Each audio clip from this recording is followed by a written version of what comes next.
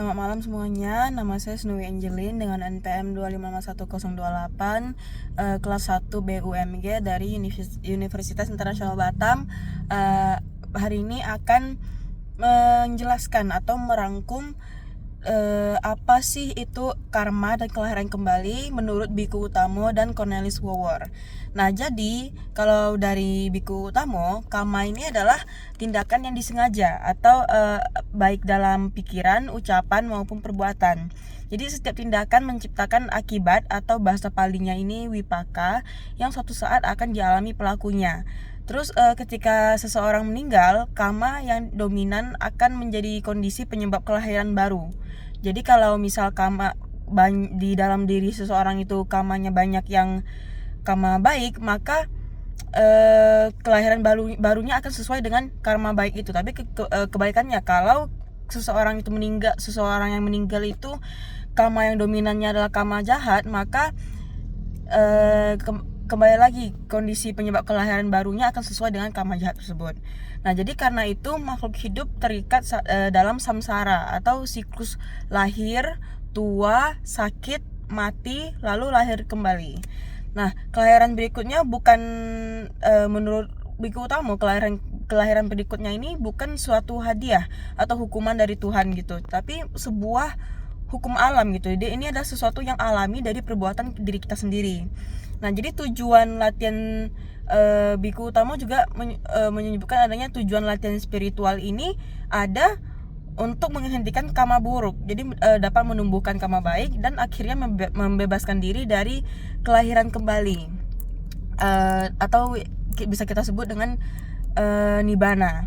Nah, jadi inti dari penjelasan Biku Utamo ini adalah karma adalah sebuah energi moral yang mengarahkan jenis dan tempat dan kondisi kelahiran kembali gitu.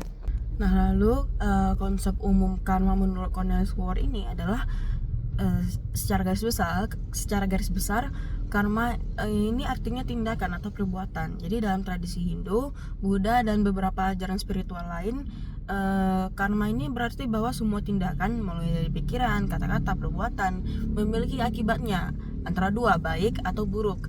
Nah, jadi artinya tindakan yang baik cenderung menghasilkan hasil yang positif, sedangkan kebalikannya, tindakan yang buruk ini menghasilkan hasil yang negatif. Jadi akibat tersebut bisa muncul segera atau nanti, mungkin bahkan di kehidupan mendatang.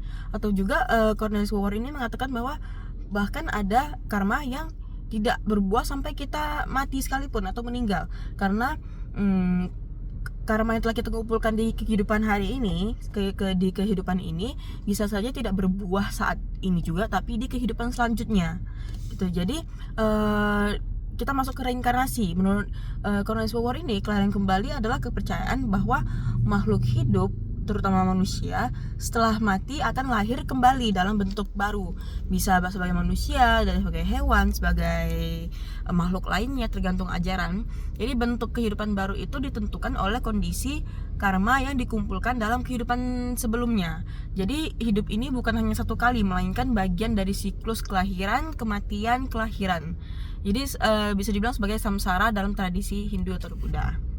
Jadi hubungan antara karma dan kelahiran kembali ini, keduanya ini memiliki konsep yang bisa dikaitkan, dimana karena kita punya karma, perbuatan kita di kehidupan sekarang dan mungkin di sebelumnya, maka saat kematian perbuatan tersebut akan memengaruhi kondisi kelahiran berikutnya. Misalnya, jika seseorang punya banyak perbuatan baik, bisa lahir kembali dalam kondisi yang lebih baik gitu. Misal di kehidupan selanjutnya dia akan lebih sejahtera, lebih beruntung, atau sebagai manusia dengan potensi yang lebih tinggi gitu. Jadi sebaliknya, jika banyak perbuatan buruk di kehidupan ini, maka jika dia lahir kembali bisa dalam kondisi yang misalnya kurang baik, atau kayak menderita, terlahir dalam bentuk yang lebih rendah seperti hewan ke bawah gitu ya, atau menghadapi lebih banyak kesulitan. Jadi dengan demikian, kelahiran kembali bukan sekedar lahir lagi, tapi lebih ke lahir dalam kondisi yang sesuai dengan akumulasi karma di kehidupan sebelumnya. Tuh, jadi video dalam karma dan pengaruhnya dalam kehidupan itu lebih menekankan bagaimana karma bekerja di kehidupan sehari-hari. Jadi bagaimana tindakan kita mempengaruhi diri kita dan mungkin masa depan kita.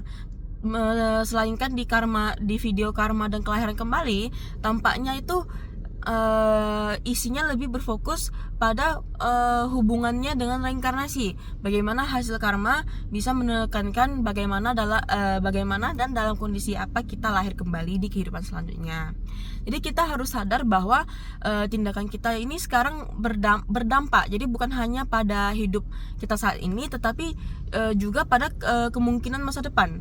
Jadi termasuk kehidupan berikutnya. Dan kelahiran kembali adalah mekanisme di mana akibat karma diwujudkan dalam suatu kelahiran atau kehidupan baru.